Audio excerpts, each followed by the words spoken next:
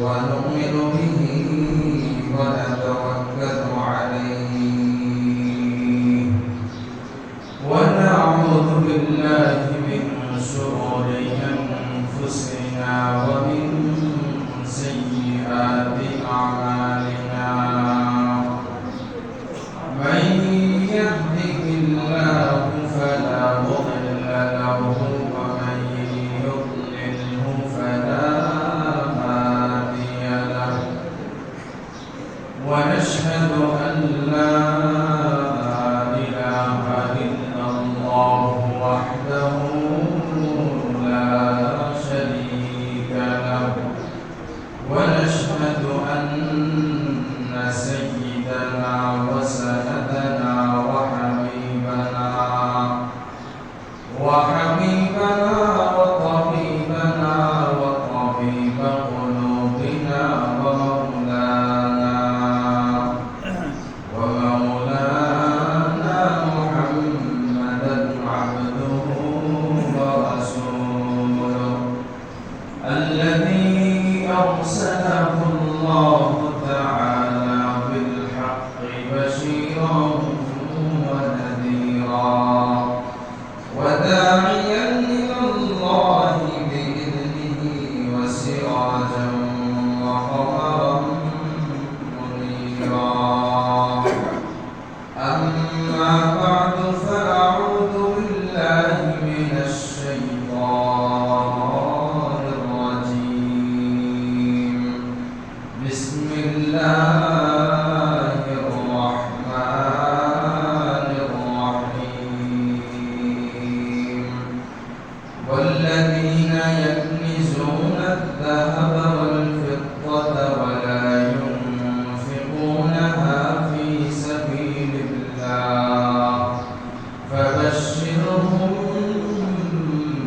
بعذاب أليم يوم يحمى عليها في نار جهنم فتكوى بها جباههم وجنوبهم وظهورهم هذا ما كنزتم لأنفسكم فذوقوا ما كنتم تكنزون وقال تعالى في شان حبيبه ومحبوبه مخبرا وآمرا إن الله وملائكته يصلون على النبي يا أيها الذين آمنوا صلوا عليه وسلموا تسليما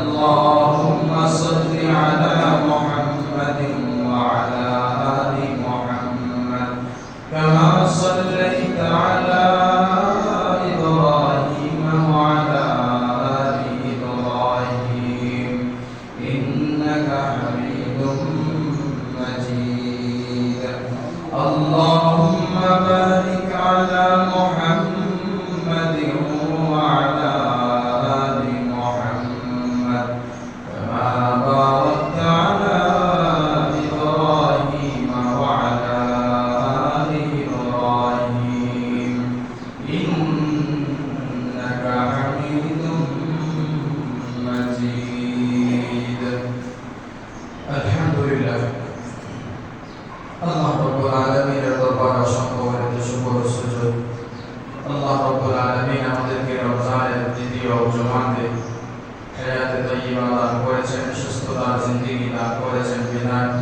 আমরা আজকের জুমার দিনে আগে মসজিদে আসা এবং আল্লাহ রাব্বুল আলামিনের কিছু কথা শোনা এবং বলার জন্য আল্লাহ রাব্বুল আলামিন আমাদেরকে তৌফিক দান করেছেন এই জন্য সকলে অন্তরের অন্তঃস্থল থেকে কালিমাত শুকর আদায় করে আলহামদুলিল্লাহ মুহতারাম হাজিরিন দুনিয়ার মধ্যে অর্থনৈতিকভাবে তিনটা মতবাদ বেশি প্রসিদ্ধ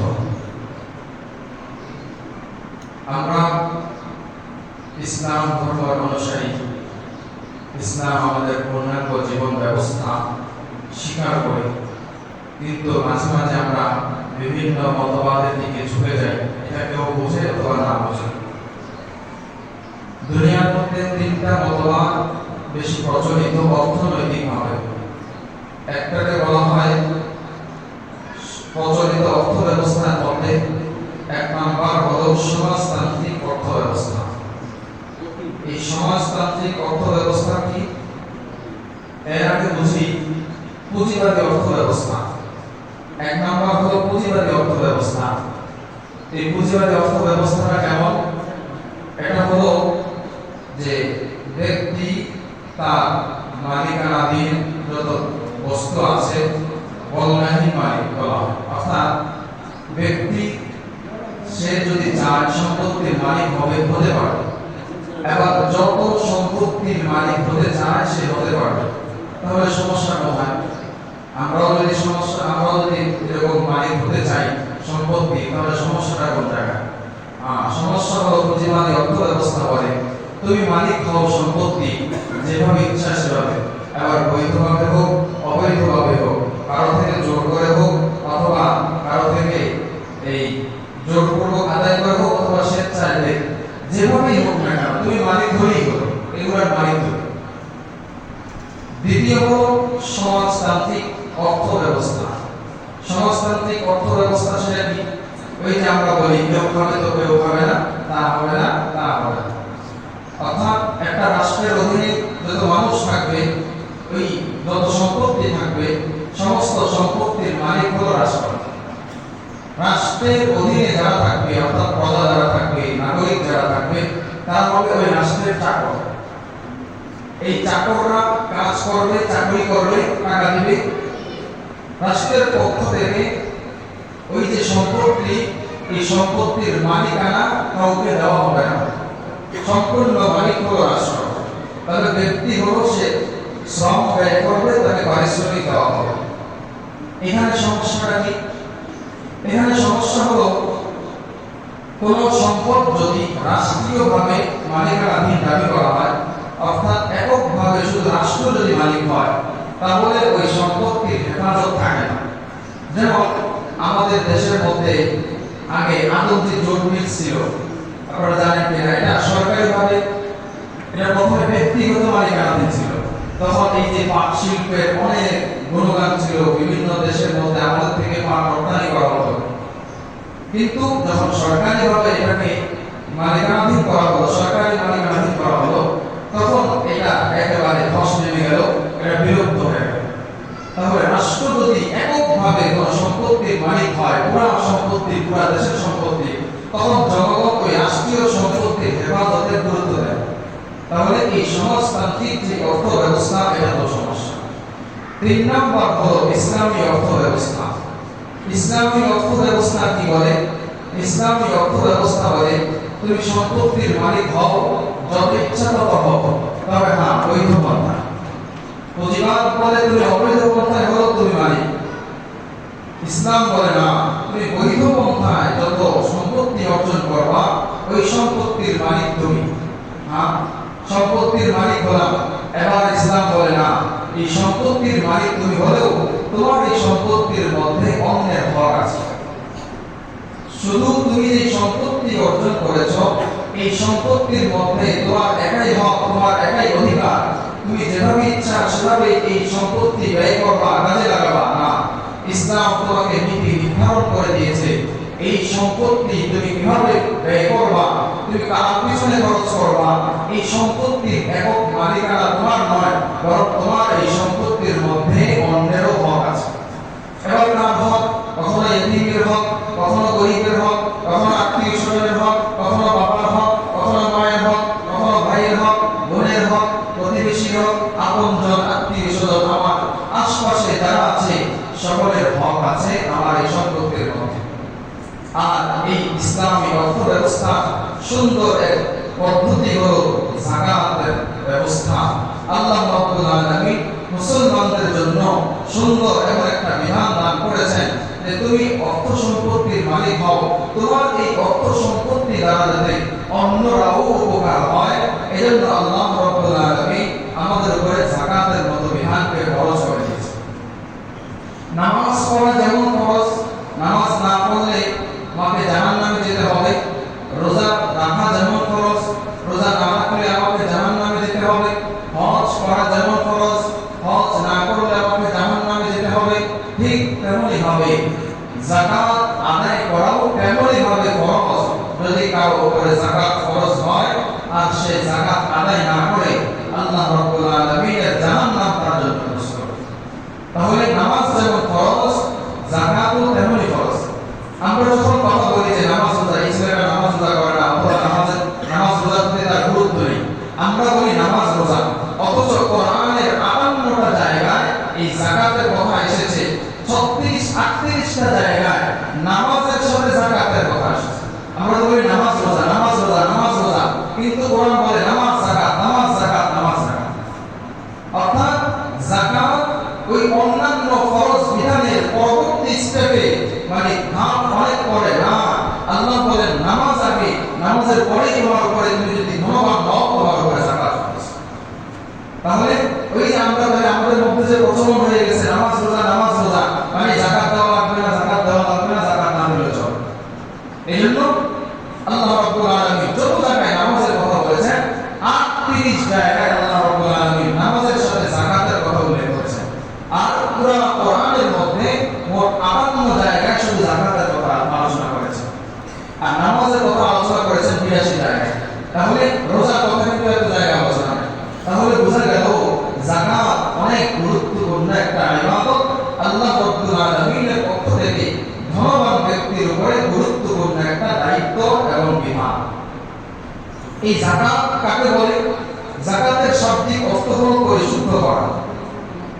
অর্থাৎ আমাদের গায়ে যেমন ময়লা হয়, বাহ্যিকভাবে অনেক ময়লা থাকলে সাবান দিয়ে গোসল করে বিভিন্নভাবে পরিষ্কার হই, ঠিক তেমনি ভাবে আমার সম্পত্তির মধ্যে এরকম ময়লা থাকে। এই সম্পত্তির ময়লাকে দূর করার জন্য আল্লাহ রাব্বুল আলামিন আমাদেরকে যাকাতের বিধান দিয়েছেন। তুমি যাকাত আদায় করো, গরিবের হক আদায় করো, আত্মীয়-স্বজনের হক আদায় করো, প্রতিবেশীর হক আদায় করো, বাবার হক আদায় করো, সন্তানের হক আদায় করো, স্ত্রীর হক আদায় করো। তোমার সম্পত্তির যে ময়লা আছে আল্লাহ রাব্বুল আলামিন ওই সম্পত্তির ময়লা দূর করে দিবেন। যাকাত কাকে বলে? যাকাত বলা হয় তামলিকু জুজইন মালিন আইয়ানাহু শারিউ লিল ফাকির মুসলিম। অর্থাৎ আল্লাহ রাব্বুল আলামিন আমাকে ধন দিয়েছেন, সম্পদ দিয়েছেন। এই সম্পদগুলোকে আমার এই অর্থ, আমার এই সম্পত্তি কিছু একটা ভাগ, একটা অংশকে কোন ফকির বংশের মুসলমান হতে হবে। এই ফকির এবং মুসলমানকে মালিক বানিয়ে দেওয়া। তাহলে এখান থেকে কথা আসে যেহেতু গরিবের হক, গরিবকে মালিক বানিয়ে দেওয়া। এখন এখান থেকে যদি আপনি মসজিদে দান করেন, এই যাকাত থেকে যদি আপনি মাদ্রাসা বিল্ডিং করার জন্য দিলেন, এই যাকাত থেকে যদি আপনি সামাজিক কোনো কার্যক্রমে দিলেন, রাস্তাঘাট করার জন্য দিলেন, রেলওয়ে করার জন্য দিলেন, বিভিন্ন সংস্কারমূলক কাজের মধ্যে দিলেন, বিভিন্ন সংস্থাকে দিলেন, যেগুলো গরিবের পক্ষে আদায় করা হয় না, তাহলে আপনার যাকাত আদায় হবে না। যাকাত কাকে বলে? তামলিকু মালি জুজই মালি, যে আপনার মাল, যে মাল আছে ওই মালের কিছু অংশ আল্লাহ রাব্বুল আলামিনের পক্ষ থেকে নির্ধারিত যে খাত আছে ওই খাতের মধ্যে আপনি তাদেরকে মালিক বানিয়ে দেন। তামলিক, মালিক বানিয়ে দেন। তাহলে আপনি রাস্তার পেছনে খরচ করলেন আপনার যাকাতের টাকা থেকে, কারে মালিক বানিয়ে দিলেন? আপনি বিল্ডিং করলেন, অর্থাৎ মসজিদের বিল্ডিং হোক, মাদ্রাসার বিল্ডিং হোক, আপনি এই ক্ষেত্রে টাকা পয়সা দিলেন যাকাত থেকে, মনে করলেন আমার এই টাকাটা মসজিদের কাজে খরচ হলো, আপনি মনে করলেন যে অনেক সওয়াব হবে। না, এটা আপনার সওয়াব হবে যদি আপনি অন্য সম্পত্তি থেকে দেন। আর এই যাকাত থেকে দিলে আপনার ওই যাকাতেই আদায় হবে না। আপনি যদি 20,000 টাকা দেন, এই 20,000 টাকা যাকাত আদায় না করলে যে পরিমাণ গুনাহ হবে, আপনি ওখানে দিলেও এই সওয়াব হবে না, বরং ওই না আদায় করার কারণে গুনাহ হবে। এজন্য খুব সচেতন। যাকাতের মাসআলা অনেক লম্বা, কিন্তু এই মাসআলা কেউ জানতে পারছে না, কেউ মানে বুঝতেও পারছে না। কারণ যদি জেনে যায় তাহলে আমার উপরে হয়তো দেখা গেছে হুজুরের সাথে যদি হিসাব করে আবার অনেক লাখ লাখ টাকা চলে আসে। এই জন্য বিভিন্ন রকমের সে মানে কৌশল অবলম্বন করে। তাহলে যাকাত আদায় করতে হবে। এবার এই যাকাতের ফজিলত কি এটা আমাদেরকে জানতে হবে। যাকাতের দুই ধরনের ফজিলত, দুই ধরনের উপকারিতা আছে। এক নম্বর হলো আখিরাত আখিরাতের ফায়দা, দুই নম্বর হলো দুনিয়ার ফায়দা। যাকাত আদায় করলে আখিরাতেও উপকার, আর যাকাত আদায় করলে দুনিয়াতেও উপকার। আখিরাতের উপকার কি? আল্লাহ রাব্বুল আলামিন কোরআনের মধ্যে বলেন, ওয়াহমাতি ওয়াসিআত কুল্লা শাই ফাসাআতুহা লিল্লাযীনা ইয়াত্তাকুনা ওয়া ইউতুনা আয-যাকাতা ওয়াল্লাযীনা হুম বিআয়াতিনা ইউমিনুন। আল্লাহ রাব্বুল আলামিন বলেন, ওয়াহমাতি ওয়াসিআত কুল্লা শাই, আমার রহমত প্রত্যেকটা জিনিসকে, প্রত্যেকটা বস্তুকে বেষ্টন করে রাখে। আল্লাহ রাব্বুল আলামিন বলেন, তবে আমি আমার এই রহমত লিপিবদ্ধ করে রাখি কাদের জন্য? লিল্লাযীনা ইয়াত্তাকুনা ওয়া ইউতুনা আয-যাকাত। আল্লাহ রাব্বুল আলামিন বলেন, যারা লিল্লাযীনা ইয়াত্তাকুন, আমি আল্লাহ রাব্বুল আলামিনের ভয় যাদের অন্তরের মধ্যে আছে, আমি আল্লাহ তাকওয়া যাদের অন্তরের মধ্যে আছে, যারা তাকওয়ার জিন্দেগি অবলম্বন করে, তাদের জন্য আখিরাতে থাকবে আমার পক্ষ থেকে রহমত।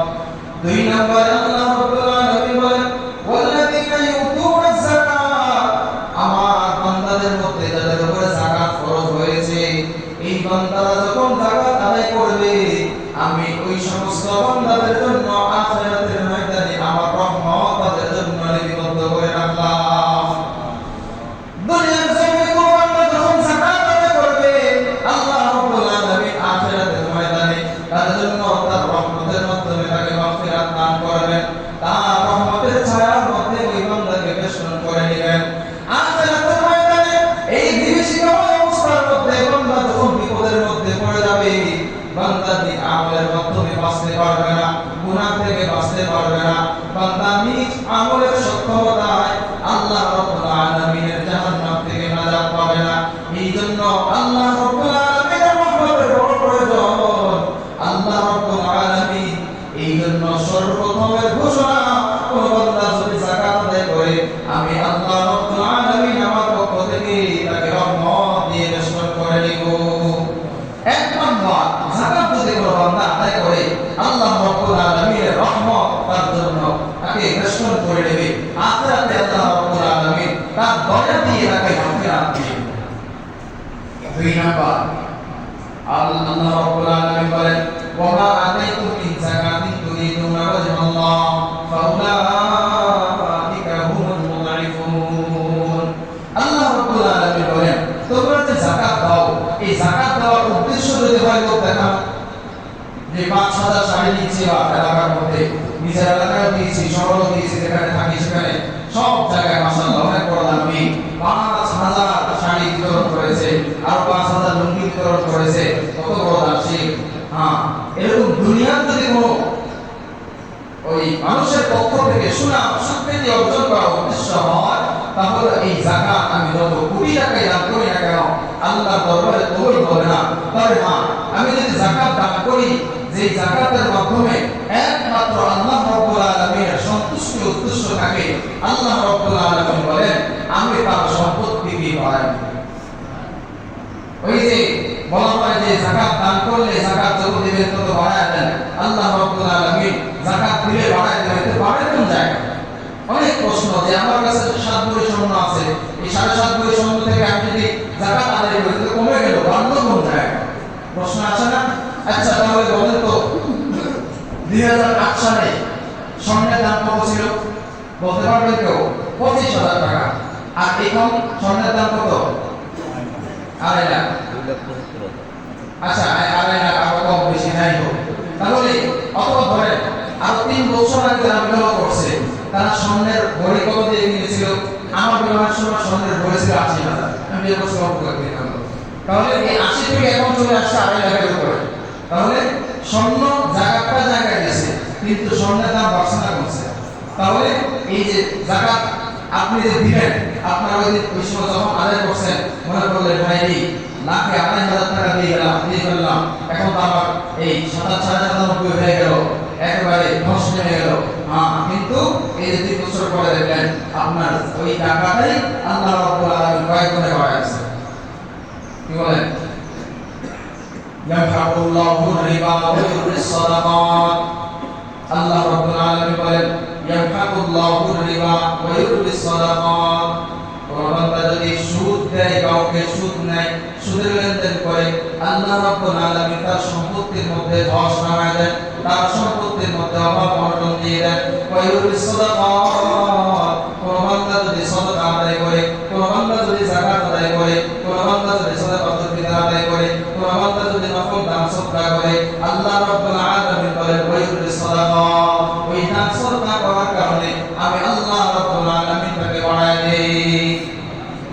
ওয়ায়ুরিস সাদাকাত, আল্লাহ রাব্বুল আলামিন তাকে ধন সম্পত্তি সে যাকাত যদি আদায় করে, তাহলে ওই যাকাতের কারণে আল্লাহ রাব্বুল আলামিন যাকাতের সম্পত্তির মধ্যে আল্লাহ রাব্বুল আলামিন তাকে বৃদ্ধি করা।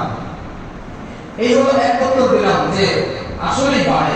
আরেক অর্থ হলো যে আপনি যাকাত দেন না, আরেক ব্যক্তি যাকাত আদায় করে, দেখবেন আল্লাহ রাব্বুল আলামিন যে বান্দা যাকাত আদায় করে তার সম্পত্তি খুবই কম, কিন্তু সে যতটুকু আসে আল্লাহর রাস্তায় খরচ করে দেয়, যাকাত আদায় করে, সাদাকাতুল ফিতর আদায় করে, দেখা গেছে সে সুখে শান্তিতে বসবাস করে, তার রোগ বালাই কত কিছু নাই। কিন্তু আরেক ধনবান ব্যক্তি তার অনেক যাকাত আছে, 10 লাখ দিল 1 লাখ, এরপরে আল্লাহ রাব্বুল আলামিন তাকে এমন পরীক্ষায় ফেলেন, তার বিভিন্ন অ্যাক্সিডেন্ট করিয়ে দেন, তাকে বিভিন্ন অসুস্থতা দিয়ে দেন, দেখা গেছে ওই যে গরিব মানুষ তার অত রোগ বালাই হয় না, অথবা যদি হয় 1,000-1,000 মধ্যে সেরে যায়, আর আপনি যখন হাসপাতালে যাবেন আপনাকে টেস্ট দিবে সেরে যাবে 70,000। এটা আল্লাহ রাব্বুল আলামিন এই যে ইয়াকাতুল্লাহু রিবা ওয়া ইউরিস সাদাকাত, আল্লাহ যে বাড়ায় দেন, হ্যাঁ আল্লাহর সন্তুষ্টি অর্জনের উদ্দেশ্যে যদি হয়ে থাকে অবশ্যই আল্লাহ রাব্বুল আলামিন বাড়ায় দেন। তাহলে আখিরাতের ফায়দা বললাম, সংক্ষেপে বলতেছি। এরপরে দুনিয়ার কি ফায়দা আল্লাহ রাব্বুল আলামিন কোরআনের মধ্যে বলেন, খুয মিন আমওয়ালিহিম সাদাকাতান তুতাহহিরুহুম ওয়া তুযাক্কিহিম বিহা ওয়া সাল্লি আলাইহিম ইন্না সালাতাকা সাকানুন লাহুম ওয়াল্লাহু সামিউন আলীম। আল্লাহ রাব্বুল আলামিন বলেন, ও আল্লাহর রাসূল, খুয মিন আমওয়ালিহিম সাদাকা, আপনি আপনার উম্মতের সম্পদের মধ্য থেকে আপনি সাদাকা গ্রহণ করেন, যাকাত আদায় করেন। তুতাহহিরুহুম ওয়া তুযাক্কিহিম বিহা ওয়া সাল্লি আলাইহিম, ও রাসূল আপনি তাদের সম্পত্তি নিয়ে আপনি তাদের সম্পত্তিগুলোকে পবিত্র করবেন, তাদের আত্মাকে আপনি পরিশুদ্ধ করে দিবেন। আল্লাহ রাব্বুল আলামিন বলেন, খুয মিন আমওয়ালিহিম সাদাকাতান তুতাহহিরুহুম ওয়া তুযাক্কিহিম বিহা, ওই যে সম্পত্তি যাকাত তাদের থেকে আদায় করবেন, এর দ্বারা কয়টা ফায়দা? আল্লাহ বলেন তুতাহহিরুহুম, সর্বপ্রথম তাদের নিজেদের নফসকে পবিত্র করলেন। 2 নাম্বার তুযাক্কিহিম বিহা, তাদের যে সম্পত্তিগুলোকে আল্লাহ রাব্বুল আলামিন দান করেছেন, ওই সম্পত্তির মধ্যে যত ধরনের ময়লা আছে আল্লাহ রাব্বুল আলামিন ওই সম্পত্তির ময়লাগুলোকে পরিষ্কার করে দিবেন। ইন্না সাল্লি আলাইহিম ইন্না সালাতাকা সাকানুন লাহুম ওয়াল্লাহু সামিউন আলীম। তাহলে আখিরাতের ফায়দা জানলাম, দুনিয়ার ফায়দা হলো আমি যদি যাকাত আদায় করি আল্লাহ রাব্বুল আলামিন আমার অন্তরের মধ্যে পরিশুদ্ধতা দূর করে দিবেন, আমার অন্তরে যত ধরনের রোগ আছে আল্লাহ রাব্বুল আলামিন দূর করে দিবেন। 2 নম্বরে আল্লাহ রাব্বুল আলামিন আমার সম্পত্তির মধ্যে যত ধরনের ময়লা আছে, হতে পারে আমি যাকাত আদায় না করার কারণে আল্লাহ রাব্বুল আলামিনের পক্ষ থেকে বড় বিপদ আসতে পারত আমার এই সম্পত্তির উপরে। যাকাত আদায় না করার কারণে আল্লাহ রাব্বুল আলামিন আমাকে বড় বড় বিপদের মধ্যে ফেলতে পারতেন, বড় বড় পরীক্ষার মধ্যে ফেলতে পারতেন। দেখা গেল বান্দা যাকাত আদায় করে না, ঘরের মধ্যে সম্পত্তি সব জমা করে রেখেছে, সঞ্চয় করে রেখেছে, ঈদের পরে 2 দিন পরে দেখা গেল ডাকাত এসে তার যত সম্পত্তি ছিল সব লুট নিল, সাথে সাথে কারো হাত ভাঙলো, কারো পা ভাঙলো, কারো নাক ভাঙলো, সবগুলোকে রক্তাক্ত করে জমির মধ্যে বেড়ে চলে গেল। হয় কি না? হ্যাঁ, সম্পত্তি রেখে দিয়েছে, ব্যাংকে রাখে না, যে এখন ব্যাংকে তো গায়েব হয়ে যায়, উধাও হয়ে যায়, তাহলে সে রাখলো কই? ঘরেই রাখলো।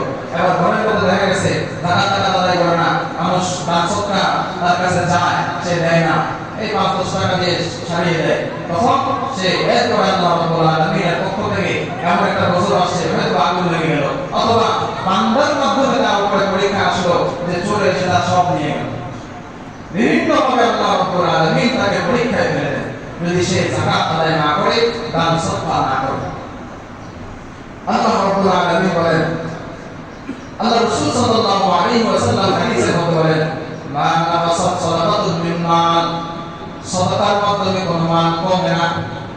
আল্লাহ রাসূল সরাসরি বলেন কোন বান্দা যদি সাদাকা আদায় করে তাহলে আল্লাহ রাব্বুল আলামিন তার সম্পত্তির মধ্যে বাড়ায় দেন বরং কমে না।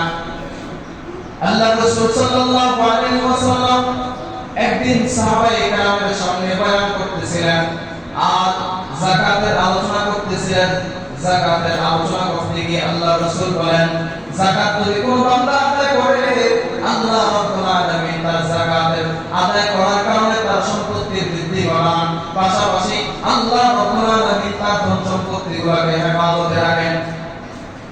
ইহুদি এক মহিলা আল্লাহ রাসূল সাল্লাল্লাহু আলাইহি ওয়াসাল্লামের এই কথাকে শুনলো।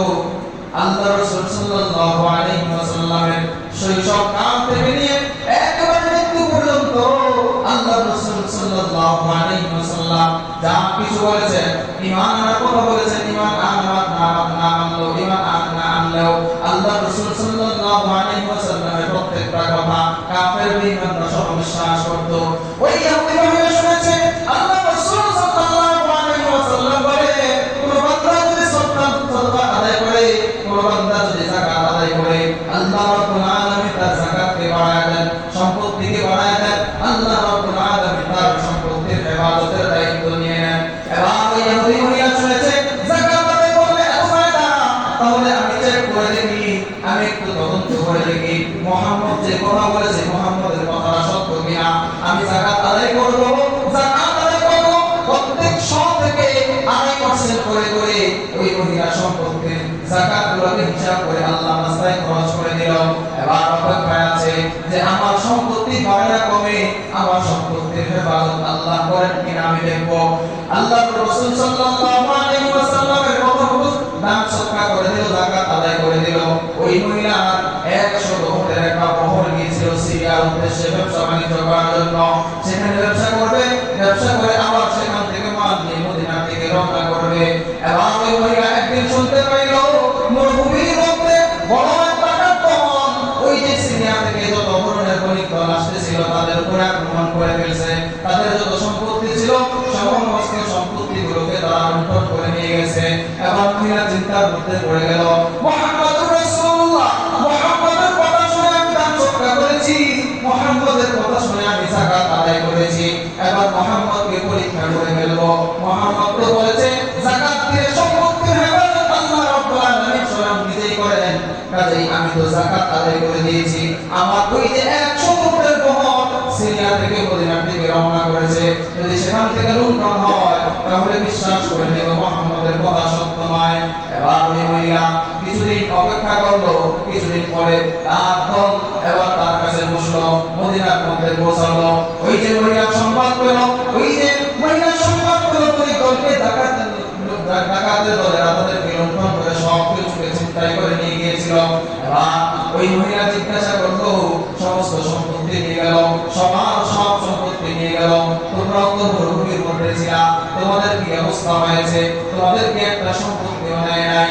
এবং ওই যে বণিকদের মধ্যে যে লিডার ছিল সে বলতো আমাদের সম্পত্তিও ডাকাতের কবলের মধ্যে পড়ার সম্ভাবনা ছিল, তবে আল্লাহ রাব্বুল আলামিন আমাদেরকে হেফাজত করেছেন।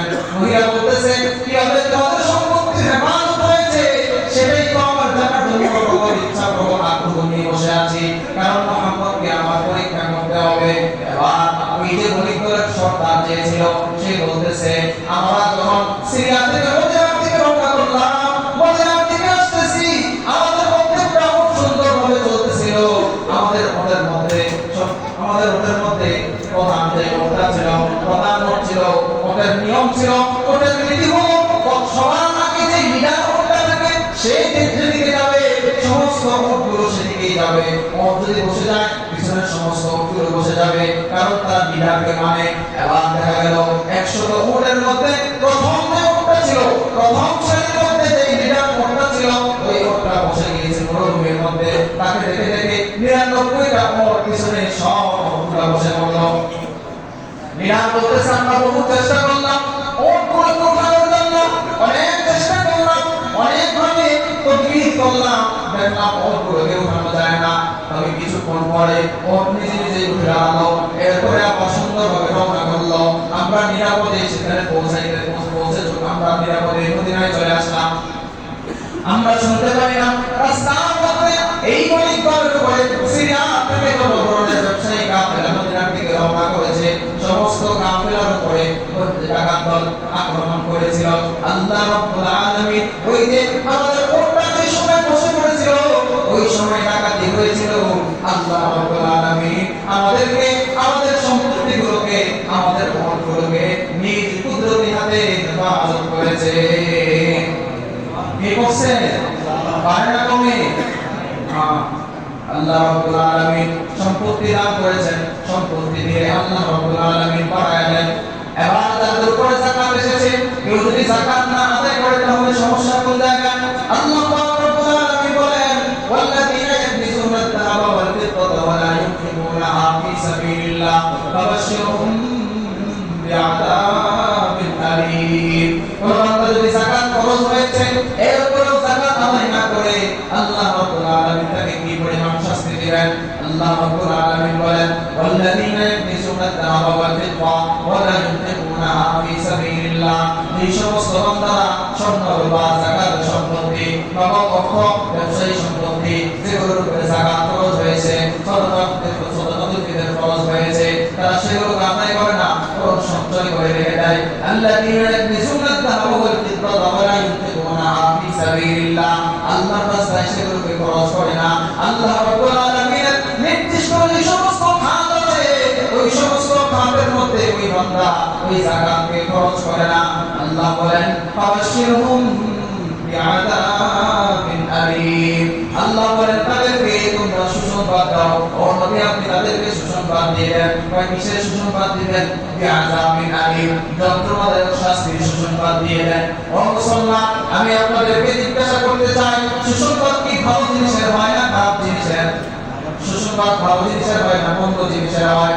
আল্লাহ রাব্বুল আলামিন নবীর মাধ্যমে উম্মতকে জানায় দেন ফাবাশশিরহুম বিআযাবিন আলীম। ও নবী আপনি আপনার উম্মতদেরকে জানায় দেন ফাবাশশিরহুম, সুসংবাদ দেন বিআযাবিন আলীম, যন্ত্রণাদায়ক শাস্তির সুসংবাদ দেন। তাহলে বোঝা গেল আল্লাহ রাব্বুল আলামিন যে সমস্ত বান্দারা যাকাত খরচ হওয়ার পরও যাকাত আদায় করে না, আল্লাহ রাব্বুল আলামিন তাদের জন্য সুসংবাদ নয় বরং তাদেরকে ধিক্কার দিয়ে এই ধরনের কথা বলেছেন। এবার আল্লাহ রাব্বুল আলামিন বলেন কিসের সুসংবাদ দিবেন? যন্ত্রণাদায়ক শাস্তি। কেমন যন্ত্রণাদায়ক শাস্তি? আল্লাহ রাব্বুল আলামিন বলেন ইয়াউমা ইউহমা আলাইহা ফী নারি জাহান্নাম ফাতুওয়া বিহা জিবাহুহুম ওয়া জুনুবুহুম ওয়া যুহুরুহুম হাযা মা কানাসতুম লিআনফুসিকুম ফাযুকু মা কুনতুম তাকনিজুন। আল্লাহ রাব্বুল আলামিন বলেন ও নবী আমার আপনি আপনার উম্মতদেরকে জানায় দেন কারো উপর যদি যাকাত ফরজ হয়, সাদাকাতুল ফিতর ফরজ হয়, আর ওই বান্দা যদি যাকাত আদায় না করে তাহলে আল্লাহ রাব্বুল আলামিন তাকে কি পরিমাণ শাস্তি দিবেন? আল্লাহ রাব্বুল আলামিন বলেন ইয়াউমা ইউহমা আলাইহা ফী নারি জাহান্নাম। আল্লাহ রাব্বুল আলামিন ওই বান্দাকে যত ধরনের সম্পত্তি দান করেছেন, গাড়ি দিয়েছেন, বাড়ি দিয়েছেন, নারী দিয়েছেন, যত সম্পত্তি দিয়েছেন, এই সমস্ত সম্পত্তিগুলোকে আল্লাহ রাব্বুল আলামিন জাহান্নামের আগুনের মধ্যে পোড়াবেন। দুনিয়ার মধ্যে স্বর্ণকে বলা হয় স্বর্ণের বিস্কুট, স্বর্ণের বাপ তাকে বলা হয়, যেরকম স্বর্ণের কাপ তৈরি করা হয়। আল্লাহ রাব্বুল আলামিন কিয়ামতের ময়দানে জাহান্নামের আগুন দিয়া আমার যত সম্পত্তি আছে দুনিয়ার সমস্ত গাড়ি সব কিছু একত্রিত করবেন। আল্লাহ রাব্বুল আলামিন আবার এই সম্পত্তিগুলো একত্রিত করার পর ইউহমা আলাইহা ফী নারি জাহান্নাম ফাতুওয়া বিহা জিবাহুহুম, আল্লাহ রাব্বুল আলামিন এই ফেরেশতার মাধ্যমে এই আগুনগুলোকে দিয়া ওই বান্দা যে যাকাত আদায় করে না তাকে জাহান্নামের আগুন দিয়ে আল্লাহ রাব্বুল আলামিন তাকে পোড়া দিবেন। কি পোড়া দিবেন? কোন জায়গায় আগুন লাগাইবেন? আল্লাহ রাব্বুল আলামিন ফাতুওয়া বিহা জিবাহুহুম, আল্লাহ রাব্বুল আলামিন তার চেহারার মধ্যে আগুন লাগাই দিবেন। ওয়াজুরুহুম, আল্লাহ রাব্বুল আলামিন তার শরীরের পার্শ্ব দেশে তার শরীরের পাশে তাকে আগুন লাগাই দিবেন। ওয়াজুরুহুম, আল্লাহ রাব্বুল আলামিন তার পিঠের মধ্যে আগুন লাগাই দিবেন। তাহলে তিন জায়গায় আল্লাহ রাব্বুল আলামিনের বান্দা যদি যাকাত খরচ হয় তার উপরে যাকাত আদায় না করার কারণে আল্লাহ পাক রব্বুল আলামিন ফেরেশতার মাধ্যমে তাকে তিন ধরনের শাস্তি দিবে।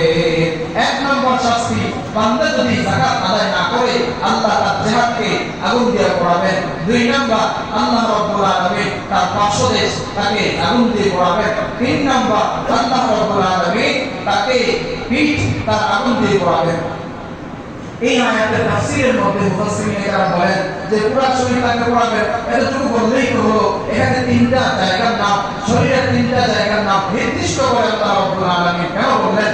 এর উত্তর হলো মুফাসসিরিন একরাম বলেন আল্লাহর কোন বান্দা যদি অন্য কারো কাছে হাত পাতে অথবা ভিক্ষা চায় অথবা দান খয়রাত চায়, তখন সাধারণত যার কাছে চাওয়া হয় সে তিনটা পদক্ষেপ গ্রহণ করে।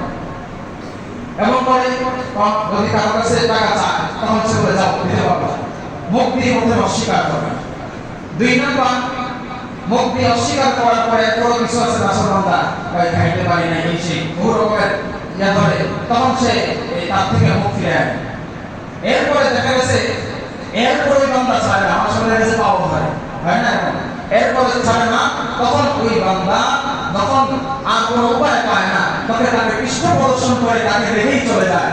এই যে তিনটা পদক্ষেপ গ্রহণ করে আল্লাহ রাব্বুল আলামিন বলেন এই বান্দা এই তিনটা এই শরীর দিয়ে তাকে এড়িয়ে যাওয়ার কারণে আল্লাহ রাব্বুল আলামিন তাকে তিনটা শাস্তি দেন।